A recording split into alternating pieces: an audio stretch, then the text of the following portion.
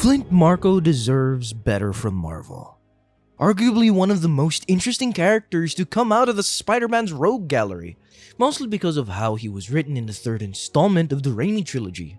And according to y'all, he seems to have left a lasting impression on a good chunk of us. Take it from someone who bought 2 pre-release boxes of the Spider-Man MTG set just to hunt for Sandman. Now, when you look at him on the surface, he seems to be one of those run-of-the-mill street-level villains. But thanks to Sam Raimi shining some light on the character to the general audience, the demand for more Sandman content has been on a very slow but steady rise. But for some reason, he is one of the many Spider-Man villains that have mostly gone untouched, neglected, and downright forgotten about by the writers over at Marvel. With more and more villains being added to the Spider-Man mythos, the stories of the original rogues have gone under the bus. But not all of them have been disregarded. Mysterio, Kraven, Doc Ock, Rhino, and the most prevalent one, Green Goblin, have gotten progression in their characters and lore in recent comics. A majority of the OG Sinister Six have gotten love from the writers in some way or form. Hey, listen. But what about Flint? What happened to the father who has the powers of an elemental, whose only reason why he's still in the life of crime that he is in now is to provide for his family? Why have the writers completely disregarded arguably a villain that could rival Venom's popularity and potential in becoming a staple in Marvel's hold on the entertainment industry outside of the web-slinger stories? Funny enough, the 2008 show Spectacular Spider-Man had big plans for our boy Flint Marko. Before the show got cancelled and morphed into an abomination, unrecognizable, and most likely despised by the Spider-Man fandom, Sandman had an episode where he shined the most.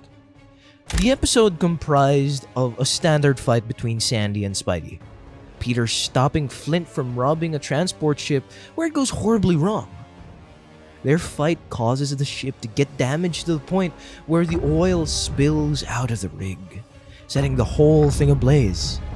See that hammerhead looking motherfucker calling the shots? Remember him, because he'll come into play later in this video. As Spider-Man rescues as much crew members as he could, he's shocked to see Sandman helping him out in evacuating the people off the boat. In his words, and I'm going to need you to remember this, I was just in it for the bucks. I never meant for this to happen. Before Peter could even respond, Marko grabs him and throws him back onto a beach and pushes the lifeboats far enough so that when it detonates, the damage from the blast will be minimal. He quite literally, quote-unquote, sacrifices himself in an attempt to clean up the mess that he made in the pursuit of easy money. Later, it's revealed that he survived the explosion as Marko flies off with the wind, leaving more questions than answers. The writers of the show were most likely leading up to Sandman's face turn, trying to turn his life around after seeing what his recklessness can actually do to innocent bystanders in his line of work. This episode alone was an amazing stepping stone for the character in it of himself. Marko realizing the actual damage he causes while on these heists, being the hired muscle, can take a massive toll on someone who just wants to make easy money for their family. It's not like he completely disregards the people who are working at the places that he robs. He's just hired muscle, making sure that everything goes smoothly. Ultimately coming down to him just wanting to get the money he was offered and dip out of there. Oh, but Greg, he had every chance to turn his life around and serve the time that he was given in prison. He broke out and came back in the life of crime. What makes him so different? You have to understand something. My daughter was dying. I needed money.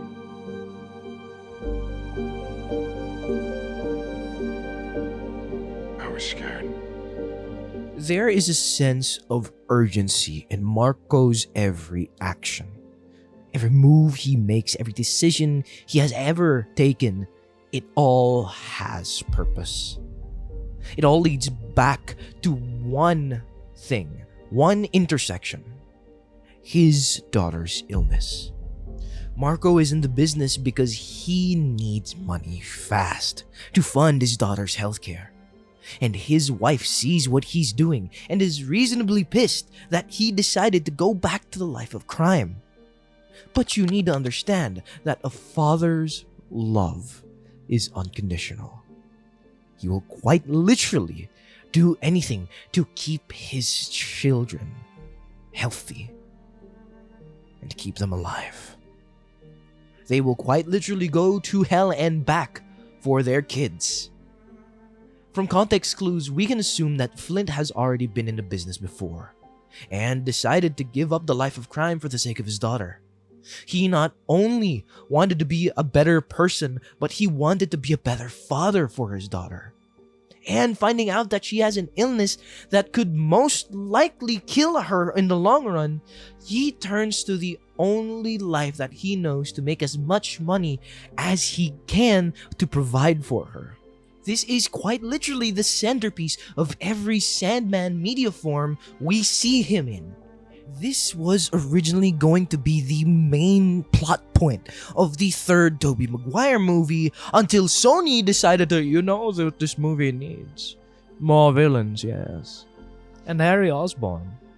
Turn him bloodthirsty for revenge and have him hunt down his best friend later and turn him face, sacrificing himself for Peter. Like a little goblin junior, yeah. My god. Sandman was going to be the original focus of the third installment in Tobey Maguire's story, having both of them come to terms with what happened to Uncle Ben, leading up to the scene where Peter forgives Marko. Every time Flint sands off into the sunset, it always leaves the door open for more story, more of the character up in the air. Because you do not make us root for a character and make us feel for him, understand why he does all of this, and not have us want more. The closest we ever got to more Sandman lore was in the PS5 Insomniac game. The opening fight with Marko and interactions with him dive deeper into his life and his history as a criminal. Doing the Sandman side quest unlocks fragment of Sandman's memories all over New York. Through those missions, you find out that the people who used to hire Marko could be coming after his family, and more importantly, his daughter. The reason why he had to fight us at the start of the game was because he was just a massive distraction to try and scare the mob away from trying anything funny with his family, reminding them that he is still an elemental. But I believe there was another reason for this. Knowing that Peter would most likely respond to a massive Sandman attack, he would scatter his memories all across the city, leaving Peter and Miles to figure out what is going on in his personal life. The mob isn't going to waste hours on end trying to decipher messages the Sandman left for the Spider-Man. No! He knew as soon as the mob knew that he was behind bars and was taken care of, they would leave that alone, and Peter and Miles would be smart enough to figure out that something is going on with these memory crystals. That's why he broke out of Iron Heights. He knew Peter would figure out what was going on and try to help Marko as much as he could. And causing a massive sandstorm in the middle of the city is the only way he knows how to catch his attention without making it obvious that he's asking for Peter's help, making sure that his family is safe. After finishing the Sandman side mission, the media of him just pauses.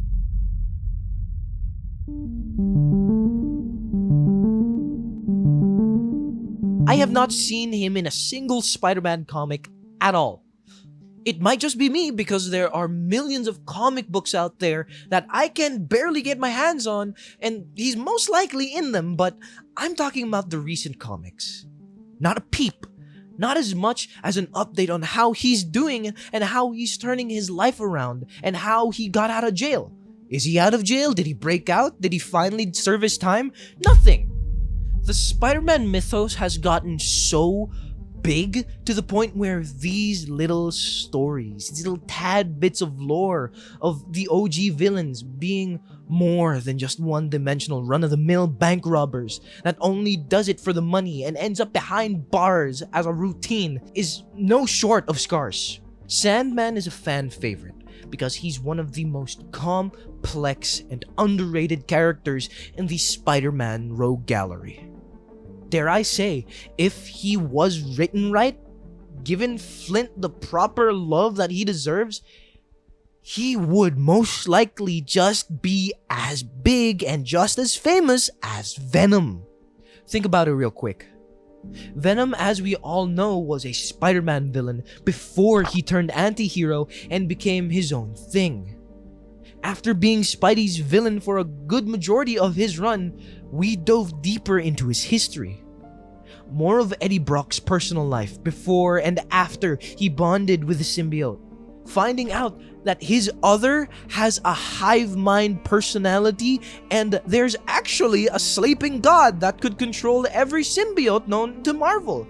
Marvel took a fan favorite from the Rogues Gallery of one of their staples and strapped a rocket to his back, pushing him to the moon. Now he's one of the most recognizable faces in Marvel, besides being associated with Spider-Man. So, why can't Sandman have the same treatment? Why can't we see Flint Marko fight his past and turn his life around and become a better man than he was when we first met him? Why can't we see him turn to the side that still believes in his redemption? Why can't we see our boy Flint Marko finally turn a new leaf? Find a hero that would hire him, Tony Stark, and give him a chance to not only provide for his sick daughter, but also become a hero in the process. Let's be real. If it wasn't for Flint, there would not be a Hydro Man. There would not be a Molten Man. There would be no elemental characters in the Marvel Universe. Flint Marko was a literal stepping stone to introducing these elementals into the Marvel Universe. And that in it of himself could be a story. Not only does Flint have to face his past and fully redeem himself in becoming a hero or an anti-hero at least, but finding out there's a bigger picture, a whole underbelly of elementals that have very similar powers to him. The only limits you can have with this character, as intriguing as Flint Marko, the Sandman, is your imagination. To further back my point, Juggernaut, an X-Men fan favorite, has joined the X-Men in their most recent run. Even before that, he was getting love from the writers. Juggernaut has gotten comics of his own, and his lore has gotten so expansive that Colossus and Spider-Man took up the mantle of being the Juggernaut when Kane could not cover for them. The Juggernaut mythos in it of himself has gotten so expansive since the writers saw that, hey, this dude is a fan favorite. Hey, maybe they'll buy more comics with him in it. Maybe we're not so allergic to money. Oh, hey, by the way, they have the same last name. So why can't Flint have what Kane is getting? Sandman is one of the most interesting and intriguing characters I have ever come across in my 23 years of life in this planet. If you ask me, he is one of the many characters that I categorize as diamonds in the rough. It's there. It's right there. A money printer is right there, just at your fingertips. All they have to do is write a proper story that could be marked as the second breakout hero to come from the Spider-Man mythos.